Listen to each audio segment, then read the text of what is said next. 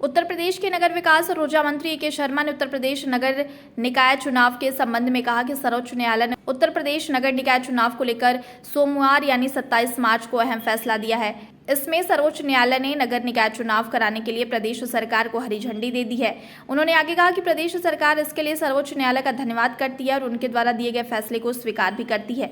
नगर विकास मंत्री ने आगे कहा कि उत्तर प्रदेश सरकार योगी जी के नेतृत्व में हमारे संविधान में व हमारे कानून में जो व्यवस्था है उसके तहत ओबीसी सहित सभी वर्गों को निकाय चुनाव में पूर्ण आरक्षण सुनिश्चित करते हुए चुनाव संपन्न कराएगी।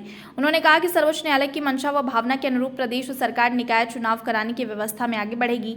इसके अलावा नगर विकास मंत्री ने बताया कि सर्वोच्च न्यायालय के निर्देशों के अनुसार अगले 2 दिनों में प्रदेश सरकार आरक्षण को लेकर नोटिफिकेशन जारी करेगी। इसके बाद राज्य निर्वाचन आयोग द्वारा निकाय चुनाव कराने के संबंध में तारीखों का ऐलान करने के लिए पूरी प्रक्रिया की जाएगी। उन्होंने आगे कहा कि प्रदेश सरकार आश्वस्त करती है कि निकाय चुनाव में सभी वर्गों का आरक्षण सुनिश्चित करते हुए शीघ्र ही निकाय चुनाव संपन्न कराएगी।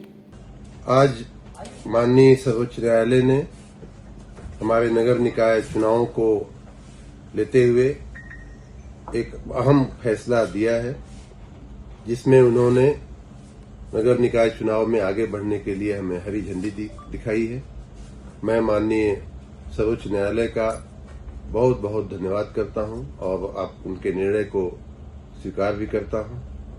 उत्तर प्रदेश सरकार माननीय मुख्यमंत्री श्री योगी आदित्यनाथ जी के नेतृत्व में हमारे संविधान में, हमारे कानून में जो व्यवस्था है उस व्यवस्था के तहत ओबीसी सहित सभी वर्गों का आरक्षण सुनिश्चित करते हुए माननीय सर्वोच्च न्यायालय की भावना के अनुसार, मंशा के अनुसार जो उनके निर्देश हैं उस प्रकार चुनाव कराने की दिशा में आगे बढ़ेगी।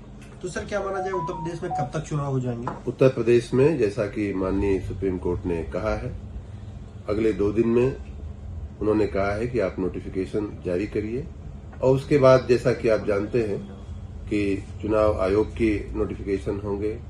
पहले आरक्षण का नोटिफिकेशन होगा, उसके बाद चुनाव आयोग का नोटिफिकेशन होगा।